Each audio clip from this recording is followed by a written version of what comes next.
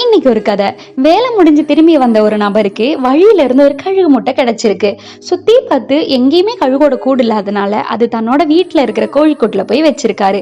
கோழியும் அதோட முட்டைகள் கூட இதையும் அடக்காத்திருக்கு. கொஞ்ச நாள் கழிச்சு அந்த கழுகும் வெளியே வந்துருச்சு. அடிக்கடி அந்த கழுகு வானத்துல அழகா வட்டமிட்டு பறக்கிற கழுகு பார்த்து யோசிக்குமா, இதே மாதிரி நம்மளும் பிறந்திருக்கலாமோ, எவ்வளவு நல்லா இருக்கு அது பறக்கிறது அப்படின்னு யோசிச்சிருக்கு.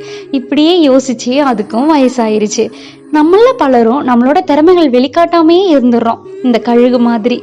இப்ப சொல்லுங்க, இந்த கழுகு மாதிரி கோழிக்கூட்டிலே இருக்கணுமா இல்ல வானத்துல வட்டமிடுற கழுகா இருக்கணுமான்னு. இன்னைக்கு ஒரு கதை. வேலை முடிஞ்சு திரும்பி வந்த ஒரு நபருக்கு வழியில இருந்து ஒரு கழுகு முட்டை கிடைச்சிருக்கு. சுத்தி பார்த்து எங்கேயுமே கழுகோட கூடு இல்லாதனால அது தன்னோட வீட்டுல இருக்கிற கோழிக்கூட்டுல போய் வச்சிருக்காரு. கோழியும் அதோட முட்டைகள் கூட இதையும் அடக்காத்திருக்கு. கொஞ்ச நாள் கழிச்சு அந்த கழுகும் வெளியே வந்துருச்சு. அடிக்கடி அந்த கழுகு வானத்துல அழகா